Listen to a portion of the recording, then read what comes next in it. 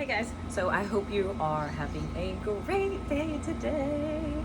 Does anyone know what day it is? So today is going to be something a little different today. I actually had the joy of working out with my fiance and getting to record it. So that's been something I've wanted to do, and hopefully maybe we'll get a couple more exercises in, just kind of bouncing around ideas. But I just wanted to let you know, you're going to actually get 2 exercises today. So since I was able to record our workout, Matt is doing a arm workout and I am doing a lower body workout. I do incorporate a little bit of abs in mine, but you'll still be using a lot of abs within Matt's workout too, because you have to brace yourself very low. So like I said, there are 2 workouts in this video. So I'm gonna go over Matt's workouts first. His workout is going to be an upper body arm workout, okay? So the only thing that you really need for his workout is dumbbells. So just get some dumbbells that you can manage. You can get light, heavy, and then if you'd like to, have some lightweight so you can do drop sets, okay? So Matt is a big fan of drop sets, so you'll see it if you actually watch the video, you'll see some of his drop sets, okay? Also, with my workout, since I have done a different workout, I didn't do exactly what he was doing, but I did my own. I did a lower body workout. It is more glute and hamstring focused, just because that is something that I always like to strengthen, because the hamstrings are usually very weak and those are super important for walking and just kind of getting up and down and daily things. So hamstrings and glutes is what I'm focusing on, but you're going to feel your legs as well, so quads, okay? You're gonna feel a little bit of everything, but mine is a lower body workout. If you're going to do mine and tag along with mine, all you'll need, if you have it, is some leg weights, so ankle weights, dumbbells, and you could do a variety of weight, and then you're also gonna need, if you have it, a medicine ball. If you don't have a medicine ball, then you can just use a dumbbell and hold it at your chest, okay? So one thing I want you to notice when I do post this workout, I'm posting everything. It's going to be in the description for you to look at so that you can just kind of follow along if you need to after I've gone over the movements. But what you'll notice in this is that they're not set numbers for you to get to, okay? These are just rep ranges. So what Matt and I are very kind of in tune with is we listen to our body. So we push ourselves as hard as we can for as long as we can with how long our body will allow us, okay? Now, with that being said, there are gonna be like a set where you're just like, yeah, pumped up, like I can do more than those 10 that she's telling me. And then there are gonna be sets where you're like, God dang it, like I can only do 10, like goodness, okay? So that's why those rep ranges are there.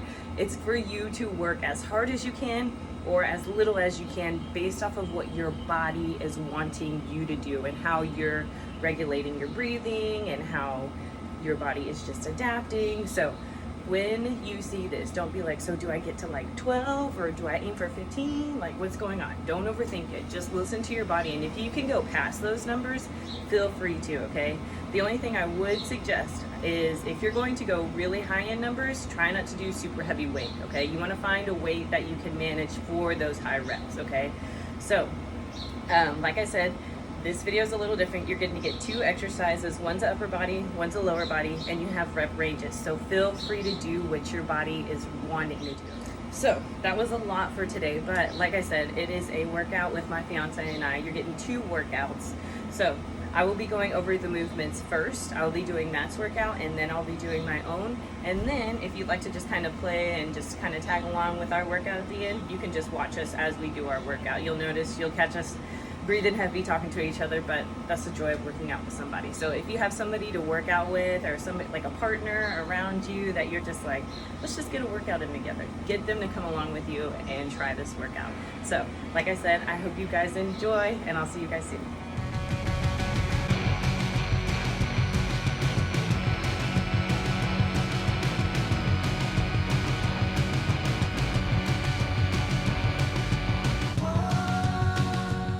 Alright, so here we're going to be starting off with normal bicep curls. You want to make sure those shoulders are rolled down and back, those elbows stay near your waist, and that your belly is nice and tight, okay? So here what you'll notice if you're looking at the workout itself, this is set up as a warm-up for a 10-10-8-6-4. So here what you're going to do is 10 reps, then you're going to lock out your arms for 10 seconds, and then as you progress lower, it's going to be 8 reps for 8-second hold, and then you're going to do 6 reps, then do a 6-second hold, and then 4 reps for a 4-second hold, as many as possible. So here you're going to be doing a single arm tricep extension. So here you want to shoulder retract so that your shoulder blade is in a nice secure area. And then here you're just going to make sure your elbow is up into the sky. And then what you're doing is your palm is going to be facing away from you when you're doing this tricep extension. So this is just a different grip style. You want to make sure that your core is really nice and tight. You don't want to be arching the back as you're in the standing position. And the lower you drop the dumbbell, the more stretch you'll get in your tricep.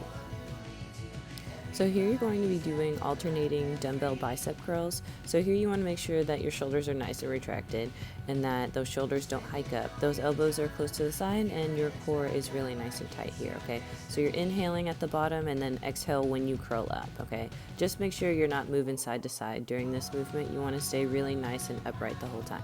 So here is another overhead tricep extension. The only difference here is the grip style. So if you look at the first overhead tricep extension, the back of the hand is facing away from you. This time the back of the hand is facing your side, okay? So it's just a neutral position. Again, you want to shoulder retract to make sure that shoulder blade stays nice and tight, and the lower you bring that dumbbell, the more stretch you get. Again, you also want to make sure that your core stays really tight. You don't want to be arching in the back here.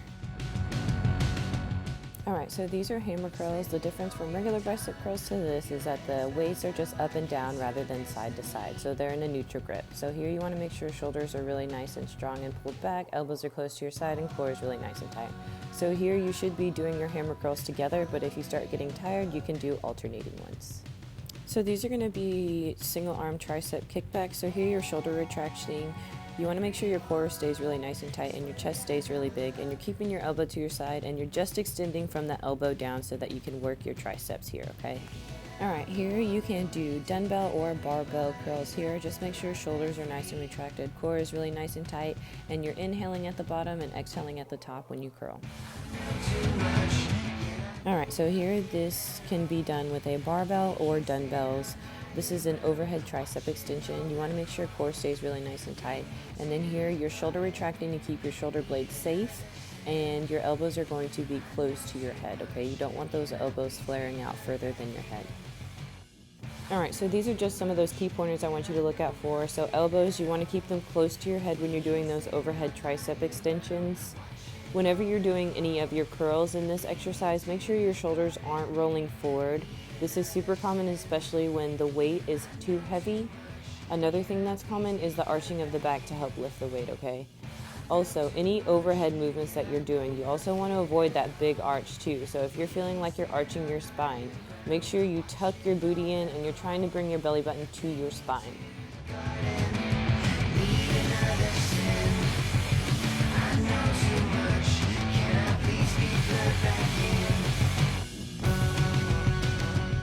Alright, just need a couple things if you have them.